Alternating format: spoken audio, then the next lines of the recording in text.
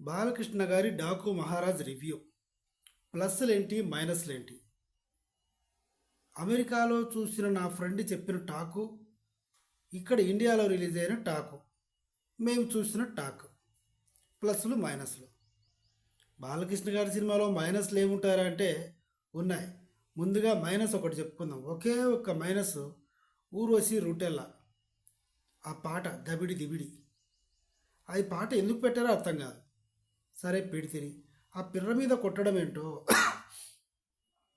అంటే పబ్లిక్లో కూడా బాలయ్య గారు కొడుతూ ఉంటారు కాబట్టి ఎవరినైనా అలా సింక్ కావడం కోసం పెట్టారో ఏమో. ఇంకోటి, ఆ ఊర్వశి రూటెలా అనే హీరోయిన్ అస్సలు బాగలేదు. ఆ మొహంలో స్మైలే లేదు, ఆర్టిఫిషియల్ స్మైల్.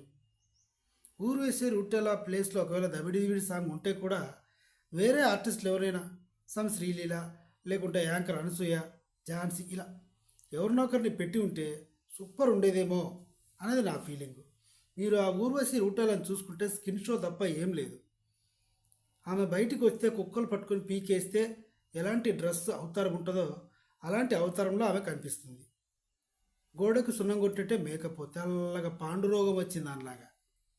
ఇది మైనస్ పాయింట్. ప్లస్ పాయింట్ ఏంటంటే బాలకృష్ణ హీరో కదా, అలాగే ఎస్ఎస్ తమన్ బీజిఎం కూడా హీరోనే.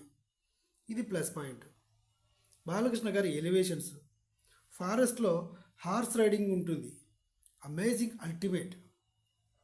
సో ఫైనల్గా రామ్ చరణ్ సినిమా గేమ్ చేంజర్కి బీట్ చేసిందా అంటే బీట్ చేసిందనే చెప్పాలి. అలా అని రామ్ చరణ్ సినిమా బాగాలేదని కాదు, రామ్ చరణ్ సినిమా అద్భుతంగా ఉంది గేమ్ చేంజర్. దాని గురించి కూడా నేను ఫుల్ లెంత్ వీడియోస్ చేస్తున్నాను కూడా ఇప్పుడు కూడా. సో బాలకృష్ణ గారి సినిమా అయితే ultimate, super duper deluxe hit. నా ఎక్స్ప్లెనేషన్ మీకు నచ్చితే తప్పకుండా నా ఛానల్ని సబ్స్క్రైబ్ చేయడం మర్చిపోవద్దు.